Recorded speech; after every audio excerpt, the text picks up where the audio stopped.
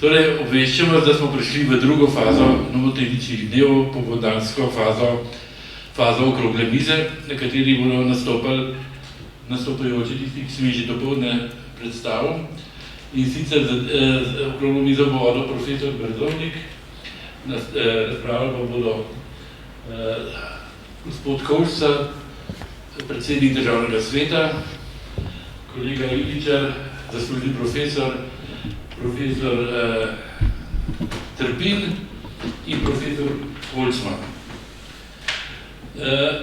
Okrogla miza bo tekla, kot sem že dopoldne na hitro napovedal, o problematiki pokrajinske zakonodaje, pravzaprav o tem, kakšne velike, pravzaprav zelo velike posledice bo imela uvedba pokrajin, na katero upam, da bo do nje prišlo, na celoten pravni sistem, ali pa skoraj celoten pravni sistem. Gre za izredno velik premik, ki ga po mojem mnenju lahko primerjamo edino s tistim premikom, takrat, ko so bile ustanovljene upravne enote, ni šlo za prenos ogromnega števila pristojnosti za občin na upravne enote. Vsaj meni pride zdaj na misel to še najbolj od vsega razvoja upravnega sistema 90. leta dalje.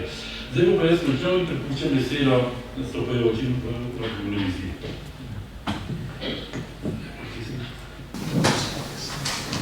Dobro, spoštovani.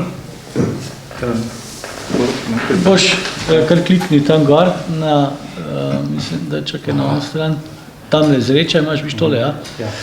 Zdaj, če dovolite, bi najprej predal besedo kolegu Holcmanu, zato da bo naredil kratek uvod glede samega razmišljanja o uvajanju novih upravnih struktur. Potem vam bom jaz predstavil, kako daleč je danes strokovna skupina, se pravi, do katere točke smo prišli, in bi potem nadaljevali na teh podlagah razpravo o vprašanjih uvajanja pokrajinske zakonodaje, spravi sprejema in pa seveda, kaj bi to dejansko pripeljalo v naš novi pravni in pa seveda tudi upravni sistem. Evo. Ok. Izvoli. Hvala lepa. Čist na kratko. Ta zemljevid, ki ga vidite tukaj pred seboj, je praktično izhodišče tega, kar se je zgodilo 1918.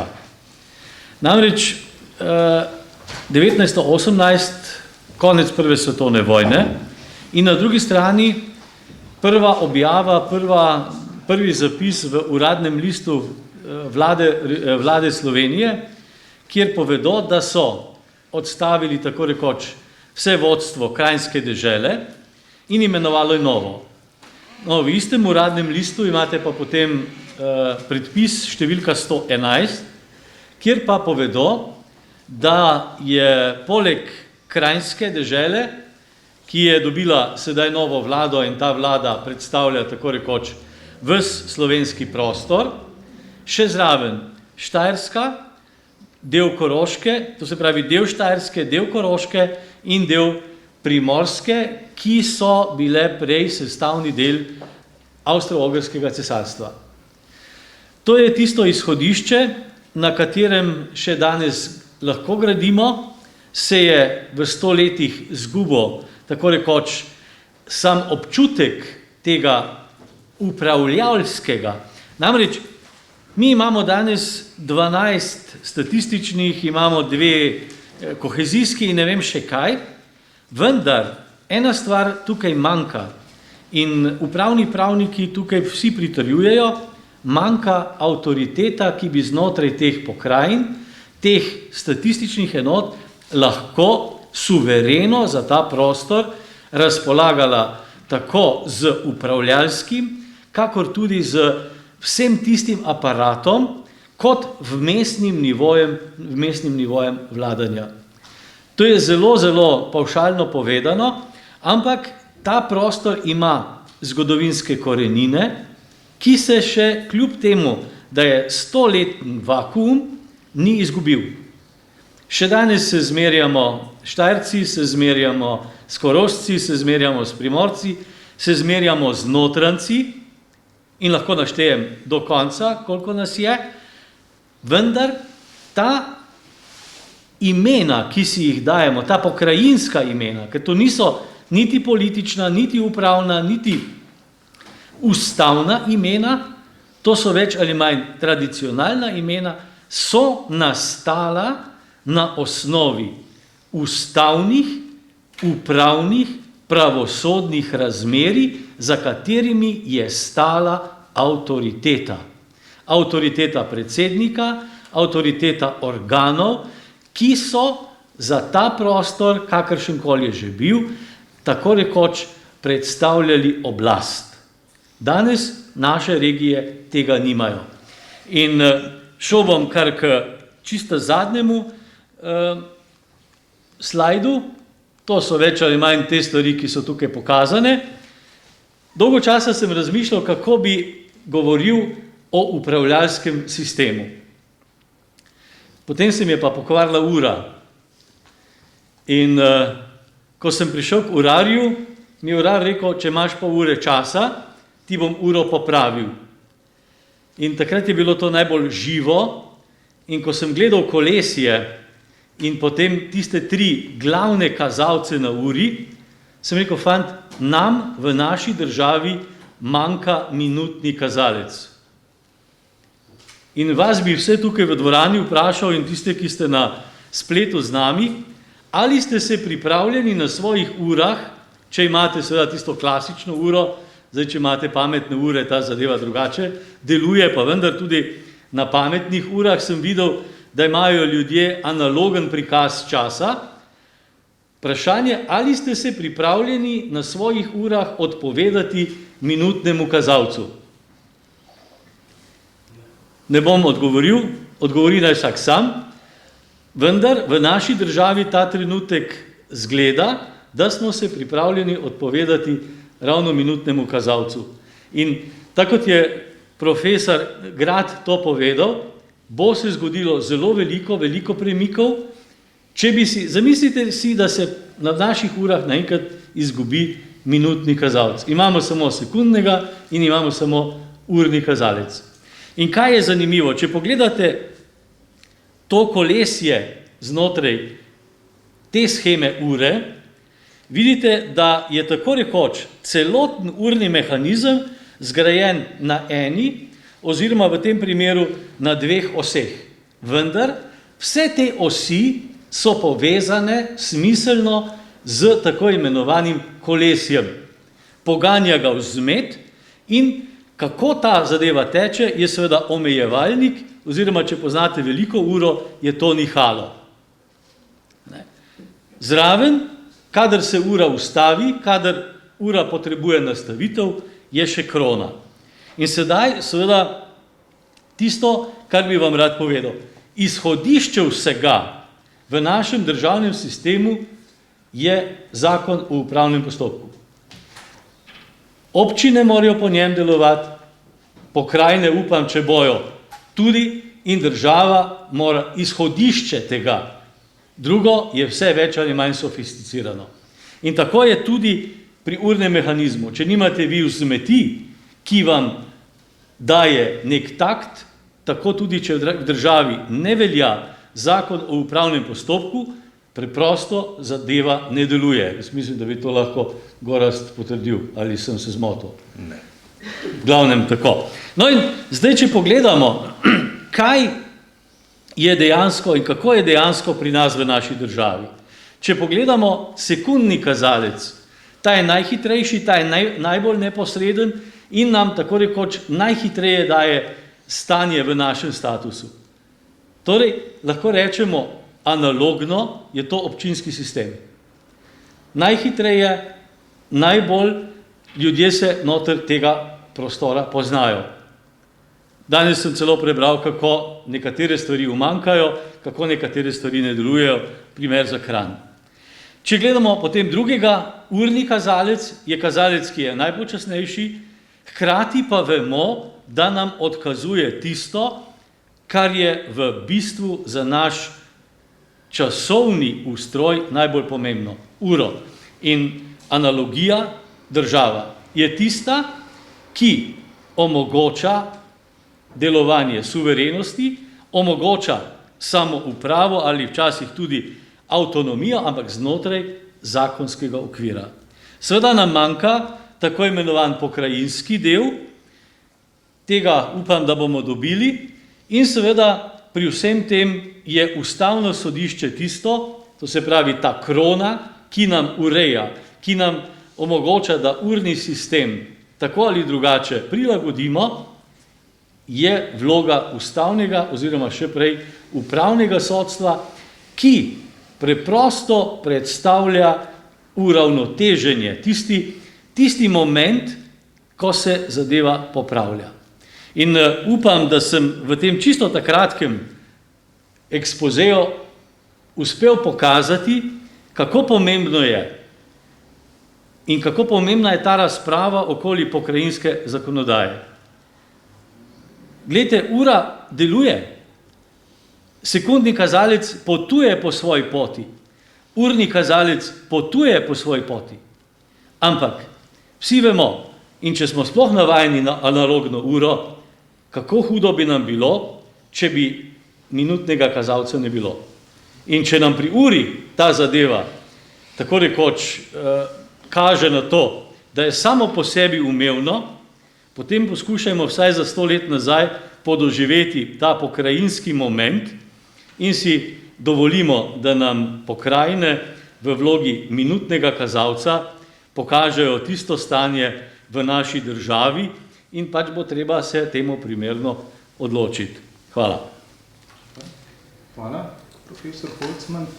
Zdaj, če dovolite, bi še jaz naredil kratek rezime. Kot je profesor povedal, imamo v Sloveniji ta trenutek manjko pokrajinske zakonodaje v smislu vzpostavitve druge ravni. Spravi, 100 let je že, kar smo imeli na ozemlju Slovenije vzpostavljeno regionalno raven. Po osamosvojitvi leta 1991 je seveda prišlo do vzpostavitve centralnega sistema, se pravi, smo šli po poti popolne centralizacije, kar je bilo seveda razumljivo glede na stanje, v katerem je bila Slovenija po osamosvojitveni vojni. Takrat je bilo potrebno zagotoviti stabilnost v smislu zagotavljanja osnovnih elementov za normalni tok življenja.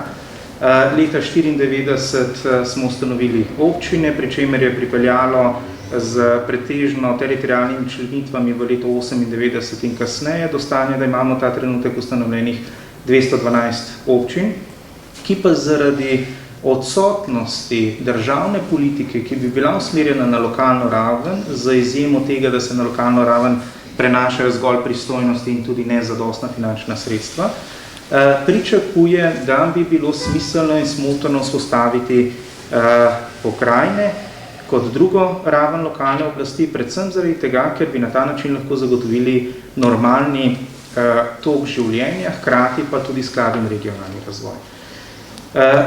V Sloveniji smo mi pretežno po finančni krizi leta 2008 zašli po poti pretirane centralizacije.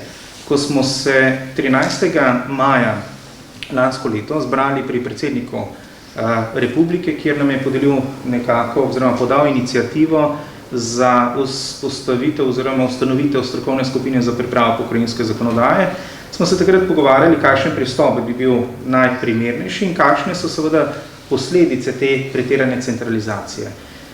Mi smo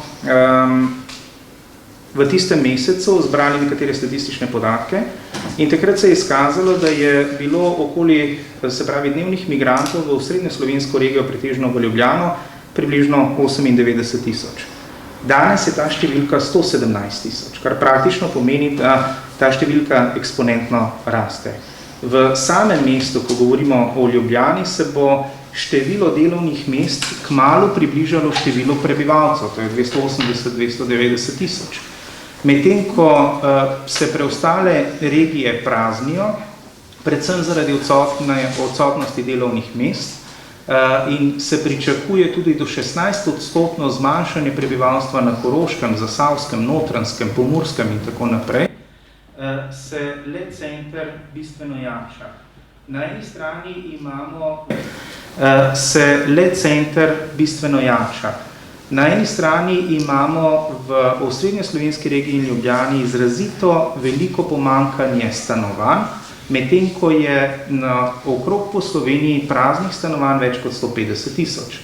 Kar praktično pomeni, da smo v teritorialnem smislu prišli do točke, ko, če seveda ne bomo stvari spremenili, ko ne bo več povratka nazaj. Se pravi, osrednjeslovenska regija je edina, ki bo imela demografski prirast, vse ostale regije se bodo manjšale, ožale po številu prebivalcev. Ključni problem je tudi v tem, da na ostalih regijah ni zadostnega števila deklet in žensk v rodni dobi, kar pomeni, da tudi nataliteta iz tega razloga pada.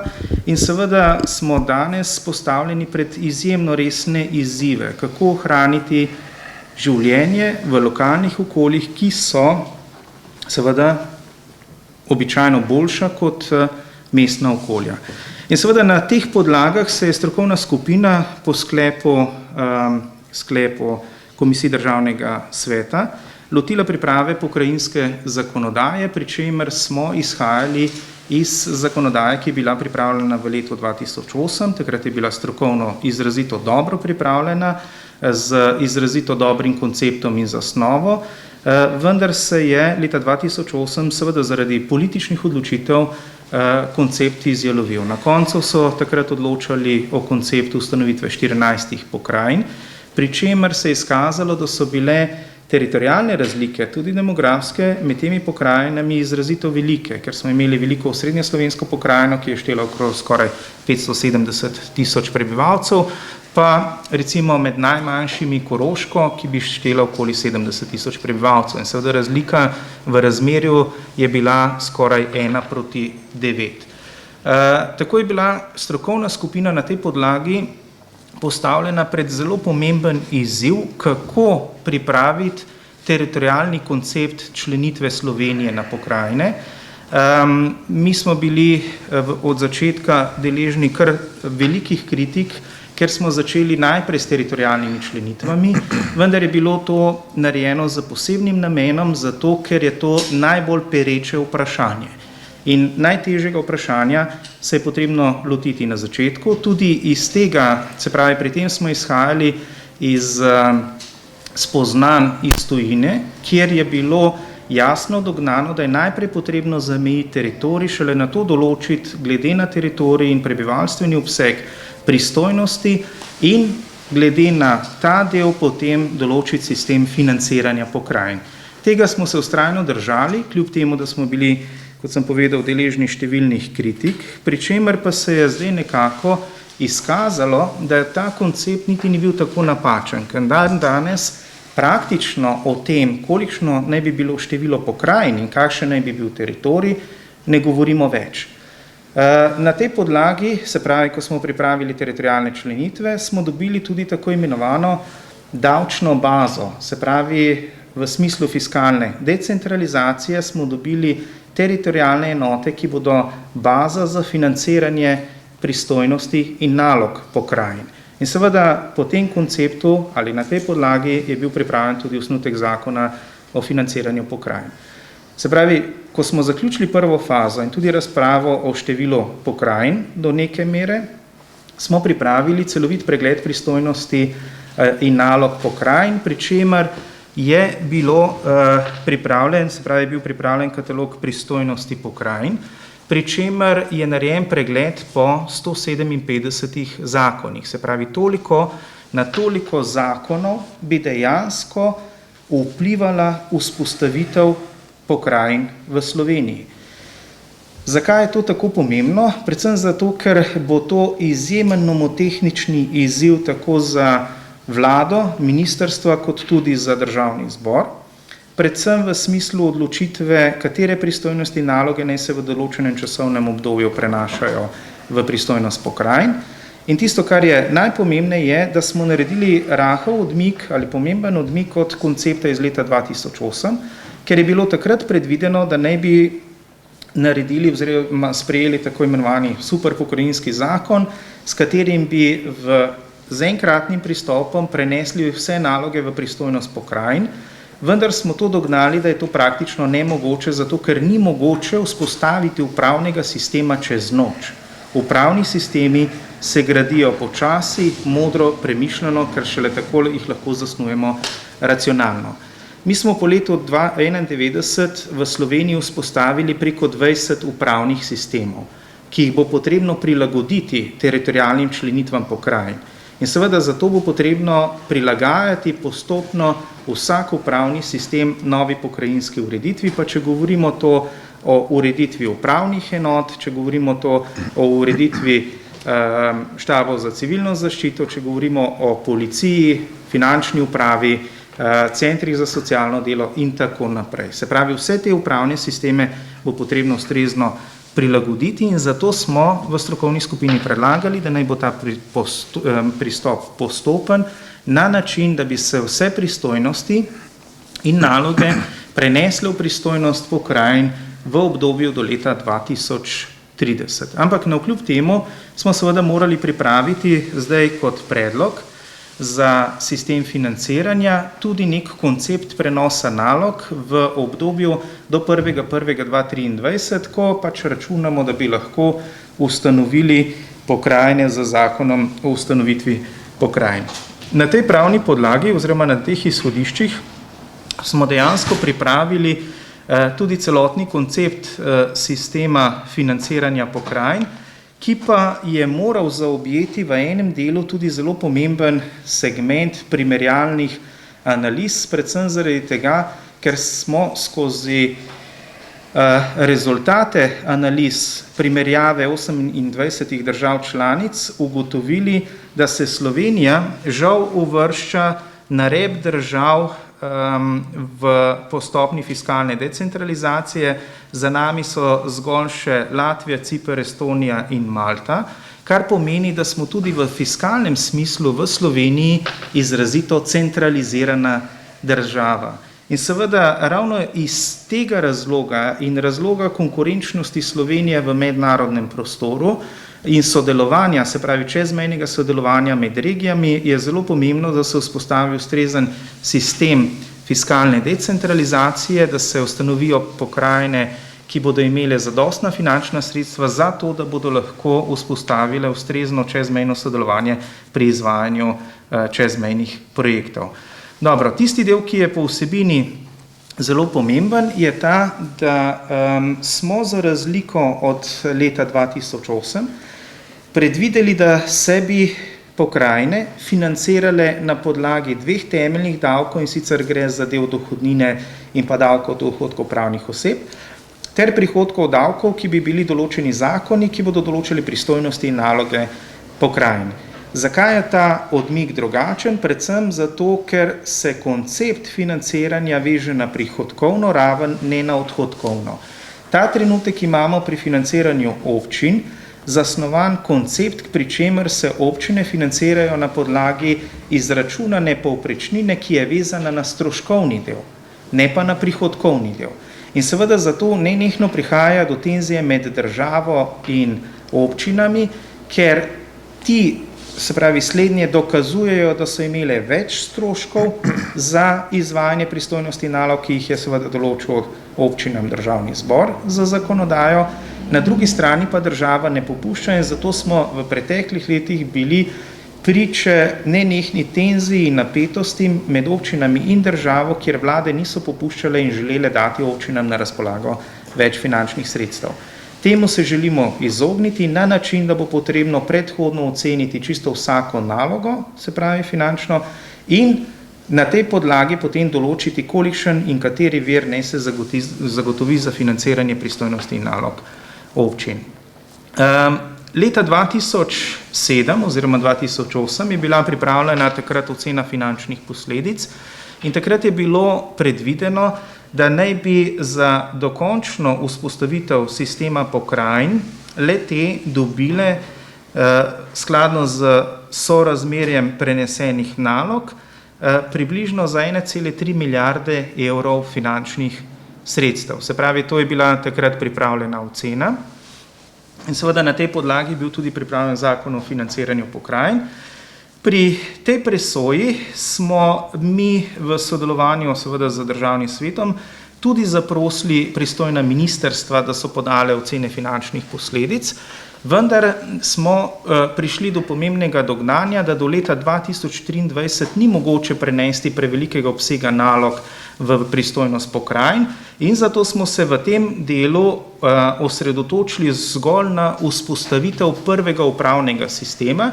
in sicer gre za vzpostavitev upravnega sistema pokrajin, se pravi pokrajinskih uprav, z ukinitvijo dvotirnega upravnega sistema, pri čemer smo od Ministrstva za javno upravo dobili odgovore, da trenutno izvajanje vseh nalog upravnih enot v Sloveniji stane približno nekaj več kot 78 milijonov evrov. Ob tem se namenja približno 501 tisoč evrov za tekoče vzdrževanje tudi nepremičnin, ki so potrebne za delo upravnih enot, in pa investicijsko vzdrževanje okoli 3 milijone. Ob tem so z Ministrstva za obrambo predlagali tudi, da bi se lahko prenesle že neposredno naloge povezane z izvajanjem zaščite, reševanja in pomoči v izpostavah uprav, kjer je zaposlenih 62 uslužbencev, v upravnih enotah približno 1700. Ocena Ministrstva za obrambo je bila narejena na okoli 2,5 milijona evrov. Hkrati pa smo predlagali, oziroma strokovna skupina bo predlagala ožja, da naj se prenesejo v pristojnost pokrajin tudi tiste naloge, ki so vezane na spodbujanje skladnega regionalnega razvoja, kar naj bi bila tudi ena izmed temeljnih nalog vzpostavitve pokrajin, seveda njihovega delovanja. Tako je bila pripravljena ocena finančnih posledic ustanovitve pokrajin z odpravo dvotirnega upravnega sistema, prenosom zaposlenih v pokrajinske uprave na dan 31.1. v višini 91 milijonov, skoraj 92 milijonov. Ob tem je bil predlagan tudi prenos nalog na področju zakona o tržni inšpekciji, spodbujanju skladnega regionalnega razvoja, kontroli cen, poslovnem registru, recimo spodbujanju razvoja turizma, in ta ocena finančnih posledic prenosa navedenih nalog v pristojnost pokrajin bi znašala okoli 70 milijonov evrov. Ob tem pa je potrebno še dodati nekatere pristojnosti, ki so temeljne z področja urejanja okolja oziroma varstva okolja in urejanja prostora v višini okoli 14 milijonov. Tako da bi skupna ocena finančnih posledic ustanovitve pokrajin z odpravo dvotirnega upravnega sistema, vzpostavitvijo pokrajinskih uprav za začetek delovanja bi ta ocenjena vrednost znašala okoli 176 milijonov evrov. Seveda je tu potrebno povedati, da je to tisto, s čimer bi pokrajine začele. Potem pa bi morala slediti temeljita analiza pristojnosti nalog, ki jih izvajajo država, se pravi pristojna ministrstva, in ustrezen prenos teh nalog v pristojnost pokrajin v obdobju do leta 2030. Se pravi, za postopnim prenosom bi to pomenilo ta del.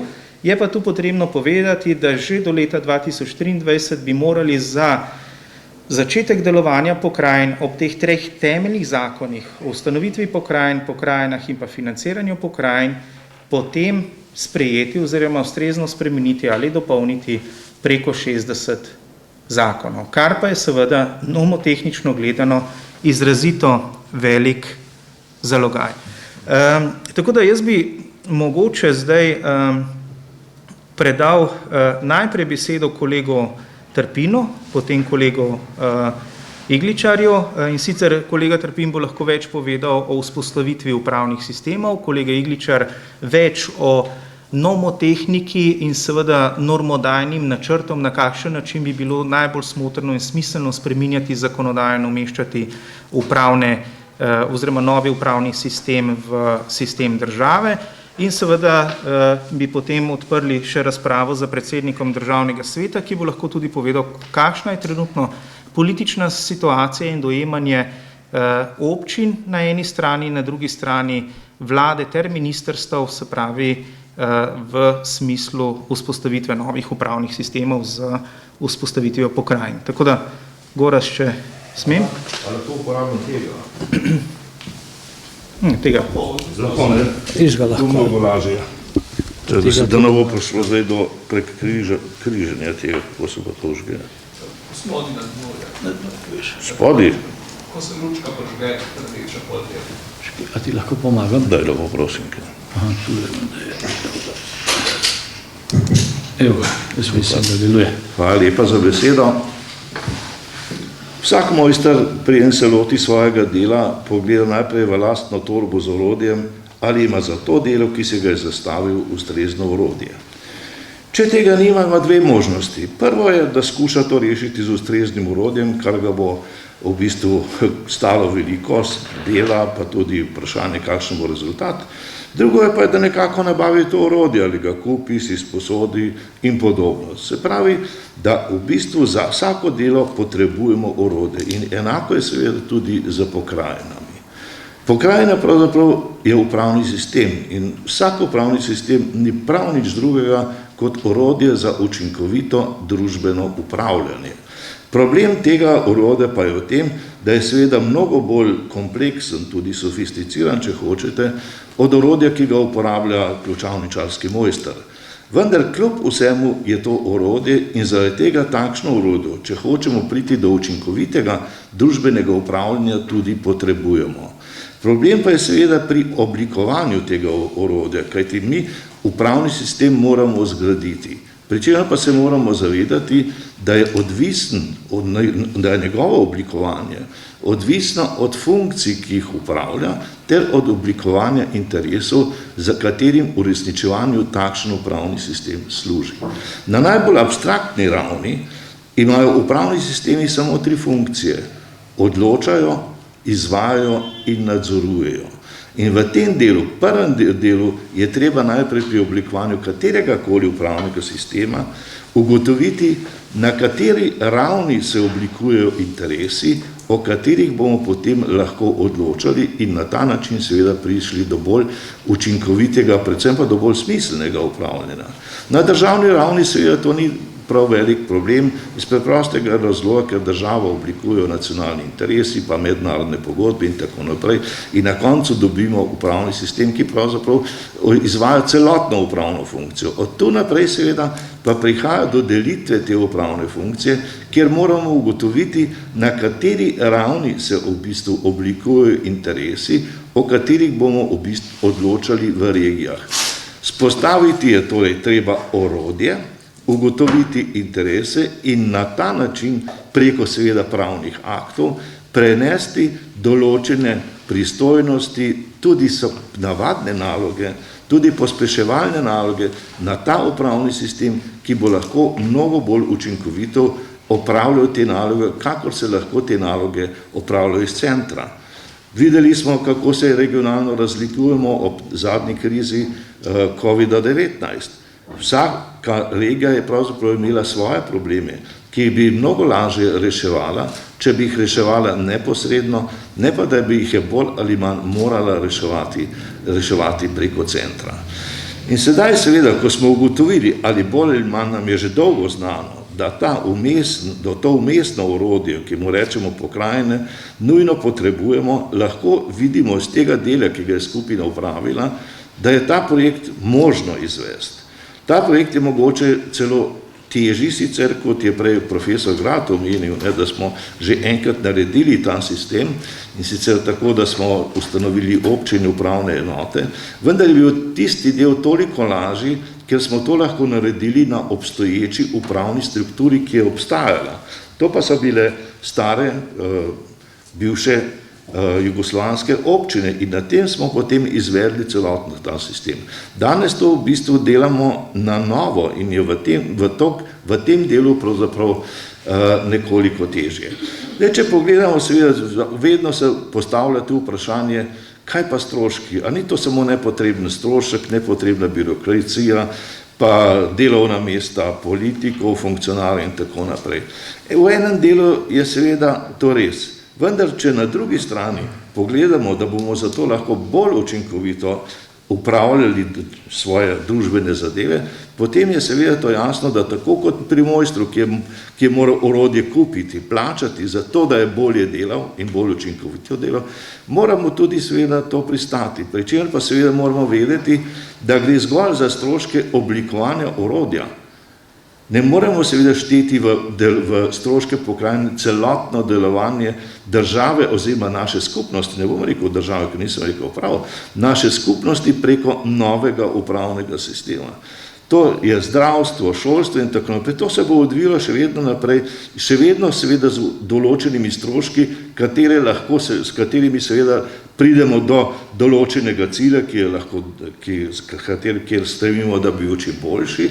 Vendar seveda je to zgolj v bistvu sredstvo, preko katerega lahko pridemo do tega upravljanja. Nomotehnično bo seveda to izgledalo sedaj tako, da se bomo morali odločiti, najprej vsebinsko seveda, katero pristojnost bomo izvajali na posamezni ravni, kar pomeni pristojnost je odločanje, torej ali zakon, ali pokrajinski predpis, ali občinski predpis, to je ta del. Drugi del, ki se mi zdi enako pomemben, ali skoraj bolje, je seveda vprašanje, katere v bistvu dejavnosti splošnega pomena bomo upravljali, bivše javne službe seveda, bomo upravljali na določeni regionalni ravni bolj učinkovito kot jih danes. In tretje seveda pa je tista pospeševalna funkcija, ki jo vsak upravni sistem tudi mora izvajati. To pa je seveda, kako bomo skrbeli za razvoj svoje pokrajine na podlagi njenih specifičnosti, ki se razlikujejo od drugih delov Slovenije. Mimogrede samo ena moja lastna observacija, kako sem preživel zadnji dopust. Zadnji dopust sem preživel tako, da sem šel vsak popoldne v en del Slovenije, od Goričkega do Pirana. Ni bolj raznolikega konca na tem planetu, kot jo ga ima Slovenija. In iz tega razloga ne samo, da potrebuje pokrajine, potrebuje tudi, bom rekel malo, zavest o tem, da živi na najboljšem koncu tega planeta in da lahko seveda ta del svoj košček zemlje seveda tudi učinkovito upravlja. Eden od prispevkov k temu upravljanju je po mojem mnenju seveda tudi oblikovanje pokrajin, pri čemer seveda bi morali paziti, da tega vprašanja pretirano ne spolitiziramo, kajti vsak upravni sistem ima tudi svoj politični del, na katerega, bom rekel, na katerega je osredotočena politika, ker gre tudi seveda za vprašanje izvajanja oblasti, ampak da bi se predvsem posvetili njegovemu tako imenovanemu servisnemu, izvedbenemu, pospeševalnemu delu, seveda tudi prvi del ne moremo zanemariti, ker je drugače to sploh ni upravni sistem, in da bi na ta način seveda nekoliko bolj povezali sami sebe, svoja področja, ki so mogoče danes premajhna znotraj majhnih občin, in da bi lahko na ta način potem učinkovito upravljali zadeve, ki jih pa seveda prinaša tudi moderni čas, ki so drugačne, kot so bile recimo pred 30 leti, ko smo prvi začeli sploh govoriti o pokrajinah, tako da se mi zdi, da je mogoče danes dozorel čas, da stopimo tu korak naprej in izvedemo tudi to spremembo, ki je po mojem mnenju nujno potrebna. Hvala lepa. Če morda čisto na kratko, kar nadaljujem tukaj, kjer je kolega dr. Trpin nekako zaključil, ampak predal naprej to misel, s katero se gotovo vsi strinjamo v tej lepi Sloveniji, ki ima celo vrsto različnosti, tako v teritorialnem, geografskem pogledu in seveda tudi v prebivalstvenem pogledu. Prebivalstvo, ki ga bo treba sedaj pravzaprav pritegniti v predstoječo javno razpravo o tem sklopu teh treh zakonov. Konec koncev je namen tudi teh srečanj in potem predstoječega pritegovanja in vključevanja državljanov v najširšem pomenu besede govorjeno zakonodajni proces najprej pravzaprav v tej informacijski funkciji, najprej gre za to, da se ljudi čim bolj umirjeno, čim bolj korektno informira o nameravanih zakonodajnih posegih, teh izhodiščnih zakonodajnih posegih, mislim predvsem na te 3 zakone, ki imajo dokaj enostavna in jasna imena: o ustanovitvi pokrajin, zakon o pokrajinah in potem zakon o financiranju pokrajin.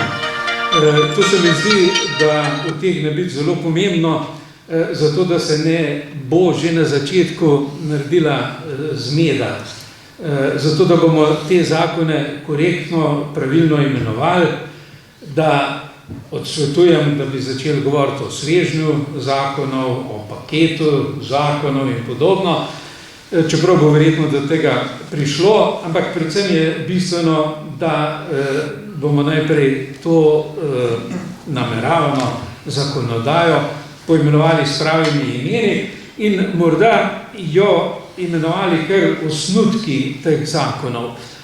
Naš poslovniški model zakonodajnega postopka sedaj izraza osnutek zakona sicer ne pozna, se pa ta zakon vendar ta izraz vedno bolj uveljavlja, zato da je približno označeno in na hitro videno, v kateri fazi je nek proces pripravljanja nove zakonodaje.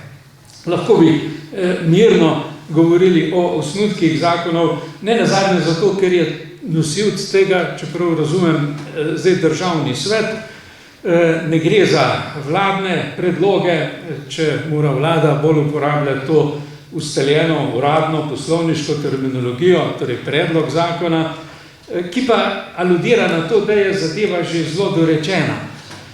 Tukaj pa bi bolje bilo morda res uporabiti za to namene javne razprave, ker govorjenje ali pa izraz enostavno ta draft, osnutek zakonov, ker bi to pravzaprav spodbudilo ob informacijski tudi to drugo funkcijo javne razprave, da bi udeleženci v večji meri bolj pogumno lahko dajali pripombe, predloge, komentarje, na katere bi se bilo treba seveda potem tudi na primeren način odzivati. Seveda ne na vsako pripombo, ne na vsako idejo, ne na idejo nekih, bi rekel, dežurnih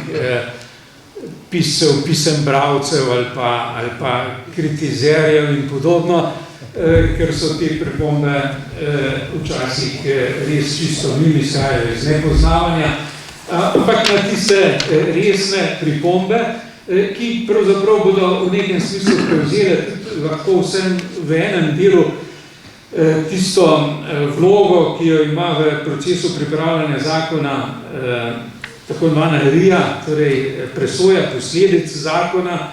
V tem primeru bi šlo pač za predhodno ex ante presojo posledic zakona, ki je sicer obvezna za vladne predloge zakonov.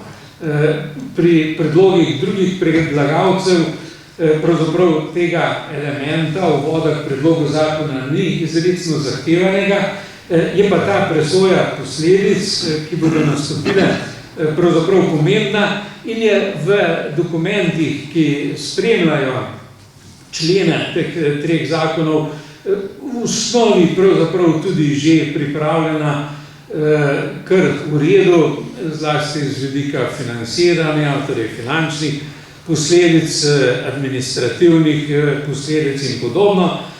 Bo pa k temu seveda lahko kaj dodala potem tudi vlada, če se bo v to razpravo vključila, oziroma če bo potem aktivn dejavnik v tem procesu in njegov podporni. Sem seveda bi se ta javna razprava, ki bo odprla zdaj tudi vprašanje, s kakšnimi akti, v kakšnem obsegu pravzaprav začeti prenašati pristojnosti. Ta razprava dobila tudi svojo legitimizacijsko funkcijo, nekako to vlogo, da bo celoten proces dobil več soglasja in da bodo tukaj podani razlogi za utemeljenost, upravičenost tega, da tako rečem, podjetja. Seveda, morda samo počrto še okrog te javne razprave, več čas se moramo zavedati tudi, da zdaj ni nujno pričakovati absolutnih množic tukaj na teh posvetih, polnih dvoran vedno in podobno, čeprav posega to v interese ljudi, zato bo morda vse malo boljše, kot je tisto splošno ugotovitev, da se v take, kot aktivni državljani, v take razprave povsod po svetu, pravzaprav tako, oziroma v teh nami primerljivih civilizacijah, vključuje okrog 20% državljanov. To so tako imenovani aktivni državljani, ki se odzivajo na take javne predloge oziroma osnutke in so pripravljeni poslušati, sodelovati v razpravi, dajati pripombe in podobno. Da je tisti srednje aktivni stratum ponavadi okrog 50%, to so ljudje, ki se pravzaprav udeležujejo teh javnih zadev in odločanja ali pa sodelovanja pri odločanju o javnih zadevah, samo takrat, kadar so prizadeti njihove pravice, kadar to prizadeva njihove pravice oziroma jim nalaga to določene obveznosti. No in ravno tukaj bi verjetno pri pokrajinskih osnutkih pokrajinske zakonodaje lahko računali na dokaj dobro udeležbo in potem seveda ostane tistih 30% neaktivnih državljanov, zaradi ki jim je, kot smo včasih rekli, še včasih vse ravno do Kosova, ko smo bili še v jugi. Tako da verjetno hočem naprej reči, da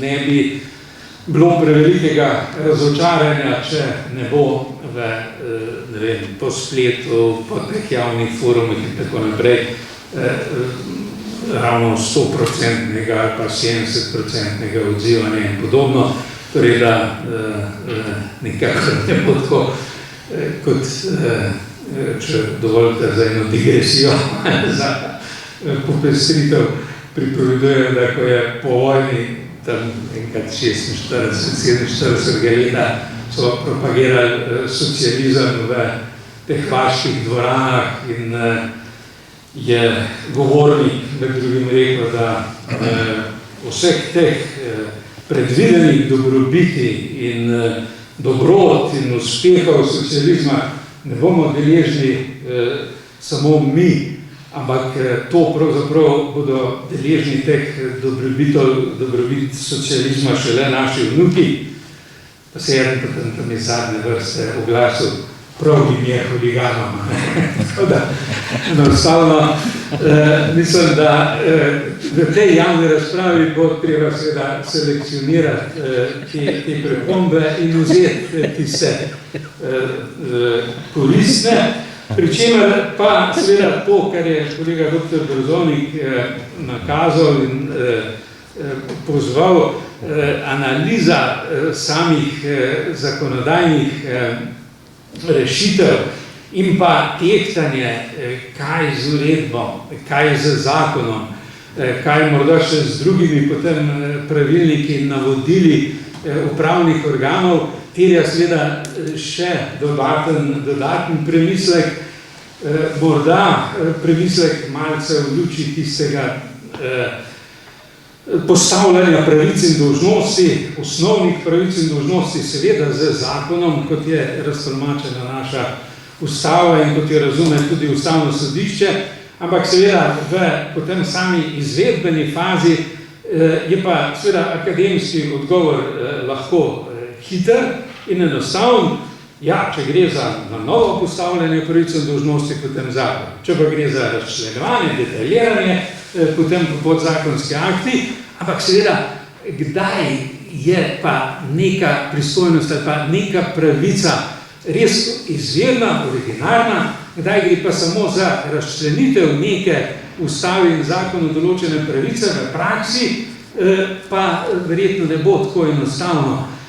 In verjetno bi se kazalo morda malce ozirati v rahlem mehčanju te v naši uporabi tako trde norme, ki jo pravzaprav primerljivi sistemi ali pa sistemi, ki nas okrožajo, od Hrvaške, Italije, Nemčije in nenazadnje Evropske unije ne poznajo, da moraš pa res vse urejati zakonom, ker potem prideš v te kazuistične zakone, dolge, prepodrobne zakone in podobno. Ampak to je seveda potem vprašanje, ki se bo postavljalo od primera do primera, terja pa pri tem seveda dost resen pristop. Hvala lepa. Hvala. Če dovolite, bi pozval k besedi še predsednika Državnega sveta, gospoda Alojza Kovšca. Lahko prosim še z mikrofon. Vsem, kar je. Da vidimo, kje smo na politični ravni.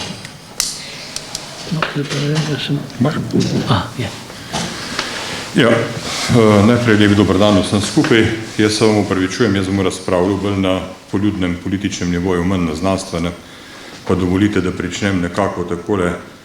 Filozof se sprašuje biti ali ne biti, znanstvenika to biti ali ne biti niti ne zanima, on se sprašuje, kako biti čim dlje, čim bolje. No, politika pa tudi to drugo ne zanima, politik se pa sprašuje, kdo bo imel korist od tega, da nekdo bo ali ne bo. In ravno tako je tudi pri državnem ustroju, pri delovanju države, pri organizaciji državnih sistemov in podsistemov in tudi pri regionalizaciji, ki jo mi imenujemo ustanovitev pokrajin. Mogoče samo besedo, zakaj je državni svet tukaj sploh zraven. Zaradi tega, ker je bilo nekaj poizkusov ustanovitve pokrajin, pri katerih so si politične stranke oziroma vsakokratna vlada polomile zobe in je to vprašanje postalo zelo tvegano politično vprašanje. Ustanovitev pokrajin ne gre samo za tehniko razdelave nekega sistema ali spremembe sistema, gre tudi za kapitalno politično vprašanje, kdo je tega sposoben in če ne, ali ta vlada potem ostane ali pade. Zaradi tega je predsednik republike ubral neko obvozno pot, aktiviral državni svet, ki brez nekega političnega prestiža lahko to vprašanje zopet postavi v javnost in poizkuša poiskati odgovore na. Zdaj, pri ustanovitvi pokrajin gre za več procesov, ki potekajo delno vzporedno, delno se prepletajo, nekateri so medsebojno soodvisni, drugi pa zopet ločeni drug od drugega. Eden izmed teh procesov je upravno-pravni. Danes smo se pogovarjali o tem, da se pripravljajo orodja, s katerimi politični odločevalci lahko de facto ustanovijo pokrajine, izvedejo to regionalizacijo. V ozadju poteka nek politični proces, v katerem se na nek način ugotavlja, kdo so nosilci ideje, kdo so tisti, ki so pripravljeni podpreti proces ustanovitve pokrajin, iz tega izvleči tudi določeno, če hočete, politično korist, in kdo so tisti, ki jim ta proces ne ustreza oziroma bi radi ohranili stanje takšno, kot je. Tudi takšni obstajajo, to je pač normalno stanje. No, potem je pa tu še en čisto človeški, psihološki proces, ki se tu v ozadju odvija, imenuje se pa strah pred neznanim. In ta strah pred neznanim se odvija v družbenih podsistemih, ki so že zdaj na nek način pokrajinsko stratificirani, razdeljeni, vendar vsak po svoji delitveni schemi. Pa če malo bolj poenostavim to, mi imamo zdaj zdravstveni sistem, varnostni sistem, izobraževalni sistem, ki že nekako delujejo po nekih svojih pokrajinah in z ustanovitvijo pokrajin de facto, s tem orodjem, ki je bilo sedaj pripravljeno, se bodo ti sistemi na nek način spremenili. meje teh sistemov ne bojo ostale iste. Nekatere karierne aspiracije se bojo morale ugasniti, nekatere se bojo morale preusmeriti in velik del ljudi, ki imajo neke svoje življenjske načrte in želje, se bo znašel v situaciji, da jih bo treba spremeniti. Torej, tu potekajo trije procesi. En je političen, drugi je čisto znanstveni, upravno-pravni in tretji je tisti psihološki, na katerega pa moramo paziti, da ljudem ne bomo vzeli pravico biti Štajerci, če so Štajerci, in da nekomu, ki se vidi v nekem sistemu v prihodnosti na vrhu upravljavske piramide, ne bo ta možnost vzeta zaradi administrativne ustanovitve pokrajin. Da bi vsi ti procesi potekali nemoteno, je potrebno javnost, strokovno javnost, pa tudi ljudi, ki delajo v teh sistemih, na adekvaten način informirati. Jaz moram reči, zdaj pa čisto z političnega aspekta, da so bile informacije do zdaj tako, nekaj je bilo objektivnih, nekaj je bilo pa takih, ki so bile pravzaprav, po mojem mnenju, plasirane z nekim zaviralnim namenom. Ena izmed njih je bila tudi samo poimenovanje pokrajin, potem so bile razne informacije o tem, kako se ljudje ne počutijo domače v teh pokrajinah, v katere naj bi bili razporejeni. Na koncu so pa znanstveni izsledki pokazali, da temu dejansko ni tako. No, če se vrnemo nazaj na sam proces. Sedaj, ko so orodja pripravljena, kako naprej? V Državnem svetu smo zavezani k spoštovanju ustave. To pravi, da pri ustanovitvi pokrajin mora sodelovati lokalna samouprava. Kot najvišje formalno predstavniško telo lokalne samouprave, 22 svetnikov Državnega sveta so zastopniki lokalne samouprave, bomo organizirali posvete na podlagi javne razprave, ki se bo odvila zdaj v zvezi z pripravljenimi gradivi, in potem bomo poizkušali skozi te posvete ugotoviti dejansko voljo lokalne samouprave, se pravi občin, občinskih svetov, županov. In na podlagi te izražene volje skozi javno razpravo bodo svetniki Državnega sveta zavzeli svoja stališča o tem, kako naprej in ali podpremo nadaljevanje procesa, ali se vrnemo zopet korak nazaj in še enkrat predelamo. Jaz mislim, da zaenkrat je mnenje takšno in feedback iz lokalne samouprave kaže v smer, da bomo nadaljevali. No, v glavnem, ko v Državnem svetu opravimo diskusijo in prenesemo mnenja neposredno iz lokalne samouprave z 212 enot, bomo dobili presečno situacijo, na kateri lahko rečemo. Lokalna samouprava kot poklicana z ustavo k sodelovanju v tem procesu izraža stališče, ki je, in s tem stališčem potem mi pridemo pred zakonodajalce, to se pravi pred Državni zbor s predlogom zakona. Tako, če bo vse prav, če ne bo, verjetno malo drugače. Imam občutek, da se politične stranke še vedno izogibajo, dejansko izogibajo vprašanju ustanovitve pokrajin. Ne nazadnje je predsednik vlade na zadnjem srečanju zahodne statistične regije na Brdu pri Kranju dejal, da si težko predstavlja, da bi v parlamentu v tem sklicu dosegli dvotretjinsko večino za ustanovitev pokrajin in da bo to verjetno preneseno v neko naslednje obdobje.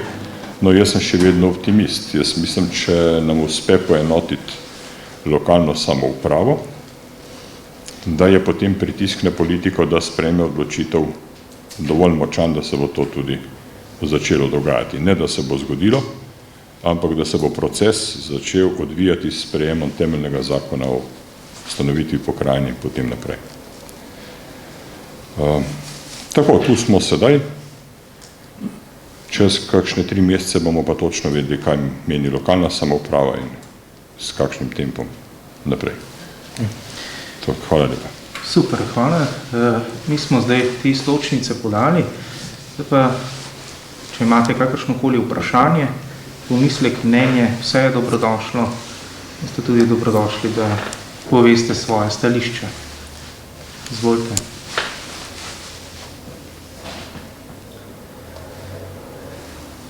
Ker če ni pomeni, smo mi odlično opravili svoje delo, to pa ni dobro. Malo kritike bi bilo smiselne. Tukaj je dodal tole, da sem jaz bol predavanja na upravni akademiji, se zmeri to na koncu. To, da me nekaj vprašate, ne, lahko pomeni dvoje. Ali, da sem tako dobro povedal, ali da sem tako slabo povedal, da niste nič razumeli. Ampak v našem primeru je bilo zelo jasno, povedano se. Tako da mislim, da vsi smo malo prebavili, kajti vendarle te stvari v javnosti, kot je bilo povedano, niso kaj dosti še znane. Javnost je po mojem mnenju veliko premalo še zaenkrat veliko premalo obveščena o tem dogajanju in tukaj mislim, da je nek manevrski prostor, jaz sicer na politiko ne spoznam, ne, ampak mislim, da je nek manevrski prostor, ki bi jo bilo treba na danem dogajanju malo bolj intenzivno zapolnjevati. Mogoče res, Franci, niso znane, kaj to prinaša. Mogoče smo se tudi premalo osredotočili na to. Eno so, da prinaša pristojnosti, te že koliko so bolj ali manj, ne?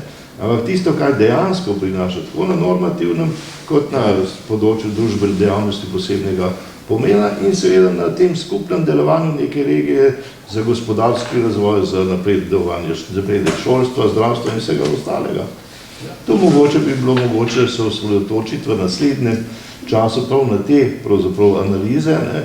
Kaj dejansko, recimo, pokrajine prinaša. Mogoče bi bilo celo dobro, če bi imeli kakšno, kako bi rekel, poizkusno pokrajino ali vzorčno pokrajino, ker bi nekatere stvari lahko zanalizirali. Če dovolite se tukaj spet vklopim malo z političnega vidika, veste, kaj to dejansko prenaša? To postavlja državo na glavo. To prenaša selitev politične moči, prenaša dejansko selitev politične in ekonomske moči. To spreminja načine odločanja. To uvaja, dejansko, de facto uvaja koncept nacionalnega interesa. Nikoli več ne bo možno, da nekaj ljudi državo spravi v nek veliki gromozanski projekt, za katerega se potem ugotovi, da je bil za državo nesmoten. Ja. Treba bo dosežiti konsenze s pokrajinskimi vodstvi za takšne projekte, kar bo izjemno težko. Strankokracija, ki smo ji sedaj priča, namesto demokracije, to je pač ena razvojna faza, bo začela počasi zveneti. Če sem zelo iskren in povem to, kar doživljam vsak dan. Največji podporniki ustanovitve pokrajin so župani, ki so bili izvoljeni ne kot strankarski kandidati, ampak kot kandidati za podporo list in več strank. Zakaj? Ker so bolj neodvisni. Kaj to pomeni? Težje pridejo do pogovora z ministrom, za katerokoli vprašanje, ki zadeva lokalno samoupravo. Nam je umanjkala v teh letih komunikacija med ministrstvom in občino, ker ministri dejansko 212 županov v enem koledarskem letu ne morejo sprejeti. Sprejemajo jih uradniki drugega, tretjega reda. Odvisno od tega, kako ministri percepirajo pomen posamezne občine in posameznih projektov za svoje politično delovanje v prihodnosti. Ta vrzel, komunikacijska vrzel, pa tudi odločevalska in odgovornostna vrzel med top upravo, kar je država in ministrstvo, in lokalno samoupravo, kar so zdaj občine, se s pokrajinami bistveno spremeni. Alokacija sredstev, o katerih se bo odločalo, razporejanje teh sredstev je bistveno drugačna. In na koncu koncev, če je zdaj ljudem na občinah zelo malo pomembno, kakšne barve je mačka, dokler lovi miši, in če je mački ime župan, potem se ta odnos nekako seli tudi na pokrajine. Zelo malo bo pomembno, katere barve so tisti, ki upravljajo s pokrajino, če bodo župani z njihovim delom zadovoljni in občani z delom županov zadovoljni. Tako da se bomo iz tega zelo negativističnega koncepta družbenega konflikta, v katerem se je slovenska družba znašla. Mi smo neka nenavadno dihotomna družba, razdeljena na dva dela. In nikakor se ne moreš politično uvrstiti nikamor razen v ta ali v oni pol. Z ustanovitvijo pokrajin bi si upal staviti, da se bo ta delitev omilila in da bo bistveno bolj pomembno, kdo je koliko sposoben, kdo je bolj operativen in manj, kdo je bolj naš. To je mogoče moja iluzija, ampak ko se pogovarjam pa z župani, ko se pogovarjam tudi z strokovnjaki, ki delujejo na različnih področjih, vsi pravijo, da ja, če je koncept tako razvojno zastavljen in če presega delitve, potem bo šlo dobro. In potem podpora bo.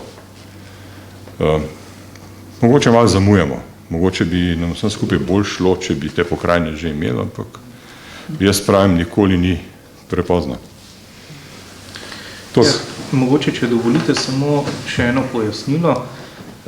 Zdaj, izrazito intenzivne razprave nismo še mogli voditi, glede na to, da še nismo imeli pripravljenih osnovkov pokrajinske zakonodaje. Zelo zanimiva so bila izhodišča, kjer, kot sem povedal, smo bili deležni zelo velikih kritik, nekateri poslanci so sploh izpostavljali in seveda nekateri drugi, ki se promovirajo za strokovnjake, da smo preuranjeno zarisali meje pokrajin, še predno smo imeli pristojnosti. Potem smo seveda pripravili pregled pristojnosti, to zapisali na več kot 900 straneh z vsemi predlaganimi spremembami in dopolnitvami zakonodaje. Ampak jaz mislim, da ga ni junaka, ki bi lahko to prebral pa rekel, zdaj pa mora biti meja tako zarisana. To ni mogoče. Tako da smo šele zdaj prišli v to fazo, kjer bomo, kot je predsednik povedal, na podlagi sklepa Državnega sveta izpolnili ustavno zavezo, da se bo po potrditvi osnutkov v Državnem svetu začela 90-dnevna razprava, skladno z resolucijo normativnih dejavnosti, pri čemer je predvideno, da se bo odprla javna razprava preko portala e-demokracije, kjer bodo na razpolago te osnutki zakonov tudi širši javnosti in pa seveda javna razprava po občinah, kjer pričakujemo, da bodo občinski sveti sprejeli sklepe oziroma odločitve o tem, se pravi v najpomembnejših vprašanjih, ali se strinjajo z ustanovitvijo pokrajin, se strinjajo s takšno teritorialno členitvijo, če ne, kaj predlagajo, se pravi, v katere pokrajine bi bile posamezne občine vključene. Tu že vemo, da bomo imeli izrazito nasprotovanje ustanovitvi recimo koroško-šaleške pokrajine, ker želijo koroški župani in županje, da bi imeli svojo pokrajino. Vemo, da bo nasprotovanje v zasavsko-posavski pokrajini, ampak če povzamemo, je v teritorialnem smislu sta bili izpostavljeni samo dve vprašanji glede celotne teritorialne členitve. Vsi ostali so se nekako strinjali z takšnimi strukturami. Se pravi, to bo drugo vprašanje. Tretje pomembno vprašanje bo vprašanje imen pokrajin, ali naj se sledi tradicionalnim zgodovinskim imenom, kot so sedaj predlagala, ali naj se sledi predlogu Komisije za standardizacijo geografskih imen, kjer so pač predlagali, da bi namesto osrednje slovenske pokrajine imeli ljubljansko pokrajino, namesto štajerske mariborsko, namesto koroško-šaleške velenjsko. To bo težko sprejemljivo pri prebivalstvu. In seveda temu bodo sledila tudi vprašanja, ki so povezane z upravnim ustrojem pokrajine in pa vprašanja povezane z sistemom financiranja pokrajine. In seveda mi nekako pričakujemo, da bi v nadaljnjih 3 mesecih, potem se pravi po tej 90-dnevni razpravi, dobili odzive od vseh 212 občin in seveda tudi združen občin.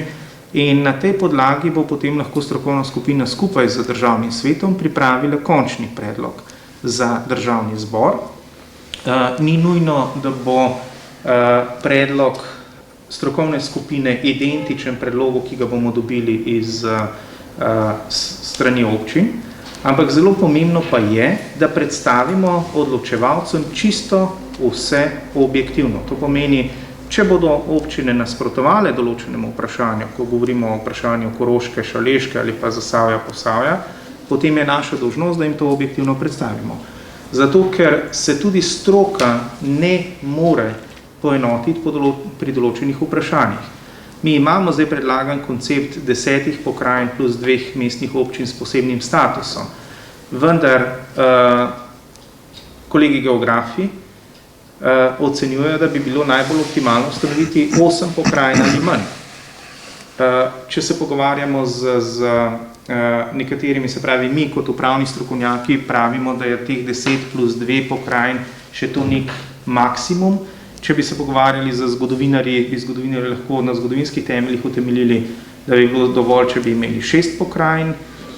Če bi poslušali politike, najprej vsi terjajo manjše število pokrajin, ampak ustanoviti bi morali pa vse 14, 15, 16, zato da bo vsak našel nek svoj, da bo posameznik izvoljen. Tako da tu bo potreben en zelo širok družbeni konsens, seveda, ki se bo odvil in razvil v smislu končne odločitve v Državnem zboru.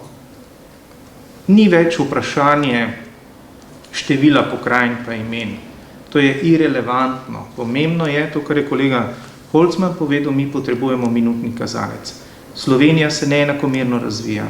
Končne posledice bodo te, da če imamo danes 117.000 dnevnih migrantov, ki se vozi v Ljubljano v službo, je potrebno povedati, da imamo 460.000 medobčinskih migrantov, 160.000 medregionalnih migrantov, da imamo samo na Štajerskem in Koroškem skoraj 30.000 ljudi, ki se vozi na delo v Avstrijo in tako naprej. Se pravi, to so tiste realne statistike. In tako kot je bilo rečeno, če se nekdo ne čuti, da bi živel v recimo Koroško-Šaleški pokrajini, se ga nihče ne sili, da se bo moral seliti. Živel bo tam, kjer je. Le območje se bo zamejilo in znotraj tega območja bodo končno ljudje dobili priložnost in pristojnost, da samostojno odločajo o tem, kaj naj se na tem območju dogodi. Ker če bi mi pokrajine imeli, potem zagotovo ne bi ali dosti težje bi prišlo do recimo investicije v izgradnjo 6. bloka termoelektrarne Šoštanj, ki je nasedel projekt. Zagotovo bi hitreje prišlo do revitalizacije mariborskega letališča, ki trenutno stagnira. Pa vemo, da je to eden izmed investicijsko gledano, pa infrastrukturno zelo pomembnih projektov za Štajersko. Kot drugi tir. Kot drugi tir, predvsem zaradi tega, ker bi ta investicija v posodobitev in zagon mariborskega letališča vplivala na več kot 30.000 delovnih mest in tako naprej. Se pravi, to so zelo pomembna vprašanja in na koncu to vprašanje, ali imeti 6, 8, 10, 11, 14, 16 pokrajin, je praktično irelevantno, zato ker je stroka dejansko, odkar mi sodelujemo pri tem z kolegi, jaz sem se zelo mlad v to vključil, v to razpravo, šele pri tistem drugem poskusu, ampak je stroka dejansko naredila oceno že vse od 3 pokrajin pa vse do 26. Politika mora samo povedati, kolikšno število bi jih imela, mi bomo pa pobrali iz predalov zemljevide, ki so bili zrisani v zadnjih 25 letih. Tako da, toliko iz tega vidika. Samo še en stavek, se upravičujem, ker tako upadam. Profesor Igličar je prej izrekel en zelo pomemben stavek in tega se mogoče vse premalo zavedamo. Sicer smo po površini majhna, tudi po številu prebivalcev majhna država, ampak smo zelo raznolična država. Glejte, diapazon vprašanj, ki se nam zastavlja, oziroma nam jih zastavljajo o projektu ustanovitve pokrajin, seže od tega, da skupina županov občin, ki egzistirajo ob meji, kot prednostno vprašanje in kritično vprašanje zastavlja, kakšne bodo kompetence te pokrajine, ki jo nameravate pri nas ustanoviti, za čezmejno sodelovanje z deželo, s katero mejimo. Nam je to ključno vprašanje, ker gre za skupni razvoj, participiranje pri evropskih projektih in tudi meddržavnih projektih. In jih to najbolj zanima. Župana iz ene manjše občine v osrednji Sloveniji pa zanima Kako bojo pa razporejeni ti uradi, ki jih bo imele te pokrajinske oblasti? A bo v moji občini tudi kaj? Vse, oboje je legitimno. Ampak hotel sem vam dočarati, da eno vprašanje sega na mednarodno področje, na mednarodne kompetence pokrajine, drugo vprašanje sega pa na domače dvorišče, kaj od tega konkretno bo imel pa moj kraj.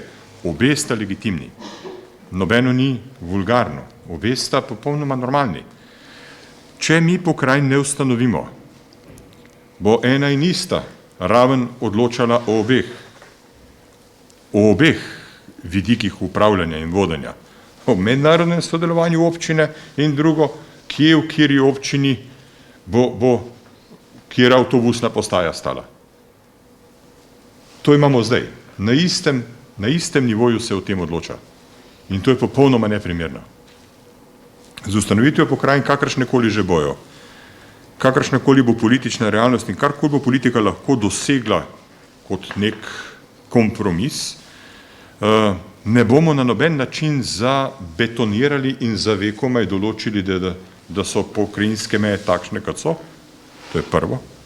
Če bo zgodovinski razvoj pokazal, da neka občina se ne vidi več v neki pokrajini oziroma organsko ne spada več tja, ampak se razvijajo povezave, ki jo bolj pripeljajo nekam drugam.